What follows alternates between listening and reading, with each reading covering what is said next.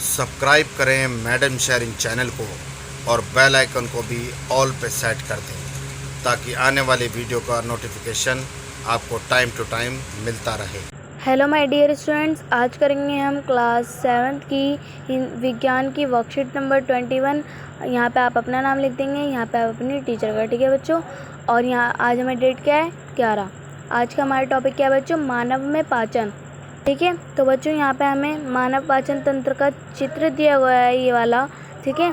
यहाँ पे हमें इनको नामांकित करके बताया गया है, ठीक है बच्चों। जैसे कि ये है भोजन नली, ठीक है, और ये है हमारा मुख एवं मुख गुहा, इसे कुछ भी बोल सकते हैं दोनों में से।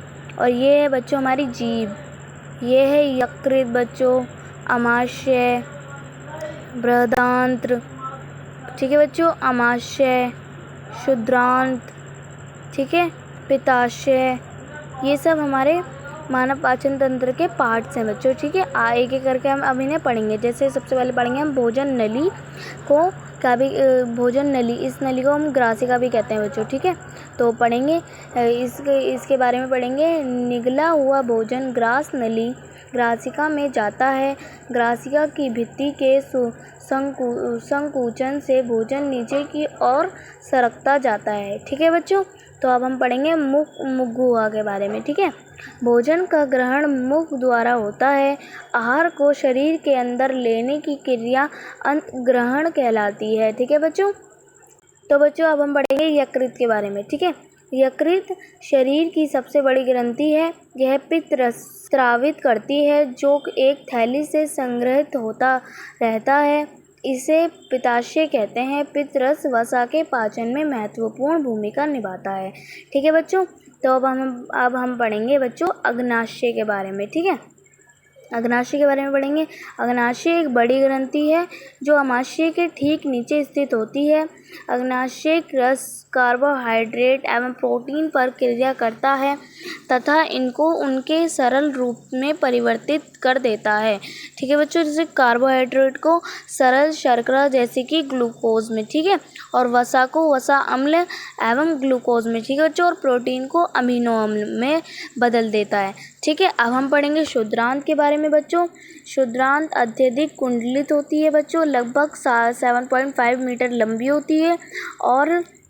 और बच्चों यह यकृत एवं अग्नाशय से स्राव प्राप्त करती है और इसकी भित्ति से भी कुछ रस स्रावित होते हैं, ठीक है बच्चों। तो हम इसके बारे में और कुछ जानते हैं। पचा हुआ भोजन अवशोषित होकर क्षुद्रांत की भित्ति में रुधिर वाहिका में चला जाता है। इस प्रकरण को अवशोषण कहते हैं। क्षुद्रांत की आंतरिक भित्ति पर उंगली के समान उभरी हुई संरचनाएं होती हैं जिन्हें दीर्घरोम अथवा रंसाकुर कहते हैं। दीर्घरोम पचे हुए भोजन के अवशोषण हेतु क्षेत्र बढ़ा देते हैं। भोजन का वह भाग जिसका पाचन या अवशोषण नहीं होता बृहदांत्र में भेज दिया जाता है, ठीक है बच्चों। तो अब हम पढ़ेंगे बृहदांत्र के बारे में, ठीक है। बृहदांत्र के कुछ पॉइंट्स हैं। क्षुद्रांत की अपेक्षा चौड़ी होती है ये बच्चों, और लगभग 1.5 मीटर लंबी होती है, ठीक है। और कार्य इसका होता है जल एवं कुछ लवणों का अवशोषण करना होता है इसका कार्य बच्चों। और बचा हुआ अपचित पदार्थ मलाशय में चला जाता है तथा अर्ध ठोस मल के रूप में रहता है, ठीक है। और समय समय पर गुदा द्वार यह मल बाहर निकाल दिया जाता है इसे, ठीक है बच्चों, निष्कासन कहते हैं इसे, ठीक है। अब हम पढ़ेंगे बच्चों आमाशय के बारे में। आमाशय के बारे में पढ़ेंगे बच्चों। आमाशय मोटी भित्ति वाली एक थैलीनुमा संरचना है। यह एक और ग्रास नली से खाद्य प्राप्त करता है तथा दूसरी और क्षुद्रांत में खुलता है।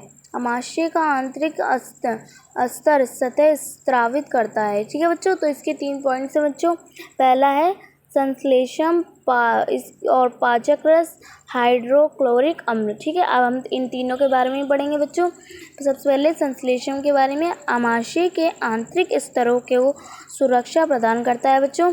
और पाचक रस जो होता है बच्चों प्रोटीन को सरल पदार्थों में विघटित कर देता है। ठीक है, हाइड्रोक्लोरिक अम्ल के बारे में जानेंगे बच्चों। ये जो होता है अम्ल अनेक ऐसे जीवाणुओं को नष्ट करता है जो भोजन के साथ वहां तक पहुंच जाते हैं।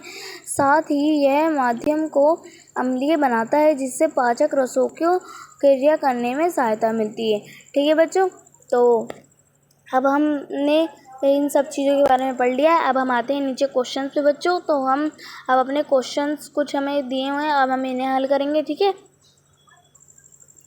तो बच्चों हमारा पहला क्वेश्चन क्या है, यकृत का क्या कार्य है बच्चों। तो यकृत का क्या कार्य है, आप इसका आंसर लिखेंगे यकृत पित्त रस को स्रावित करती है। ठीक है बच्चों, इसका आप आंसर लिखेंगे। अब आते हैं हम सेकंड क्वेश्चन पे। अपने सेकंड क्वेश्चन है हमारा पाचन तंत्र के कौन से भाग द्वारा ये क्रियाएं संपादित होती हैं। ठीक है बच्चों, तो पहला है हमारा जीवाणु नष्ट करना और दूसरा है भोजन का संपूर्ण पाचन।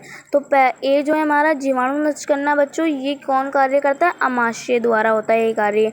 ठीक है, और सेकंड है हमारा भोजन का संपूर्ण पाचन। तो बच्चों ये किसके द्वारा होता है, बृहदांत्र के। ठीक है, आप इसमें ये लिखेंगे। ठीक है, अब आते हैं हम अपने तीसरे क्वेश्चन पे बच्चों।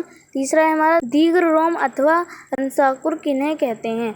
तो आप इसका उत्तर लिखेंगे बच्चों, क्षुद्रांत की आंतरिक भित्ति पर उंगली के समान उभरी हुई संरचनाओं को दीर्घरोम या रंसाकुर कहते हैं। ठीक है, अब आते हैं हम अपने क्वेश्चन 4 पे बच्चों। मानव पाचन तंत्र का एक स्वच्छ नामांकित चित्र बनाइए। ठीक है बच्चों, तो ये जो मैं आपको चित्र दिखा रही हूँ ये आप बना सकते हैं। ठीक है, वह नामांकित है बच्चों, आप ये बना लेंगे। और ठीक है, तो बच्चों आज की हमारी वर्कशीट यहीं कंप्लीट होती है। अगर आपने मेरे चैनल को सब्सक्राइब नहीं किया है तो प्लीज़ मेरे चैनल को सब्सक्राइब कर लीजिए और बेल आइकन को ऑल पे सेट कर दीजिए ताकि मेरी आने वाली हर वीडियो का नोटिफिकेशन आपको टाइम टू टाइम मिलता रहे। ठीक है बच्चों, तो मिलते हैं नेक्स्ट वीडियो में, तब तक के लिए टेक केयर, गुड बाय।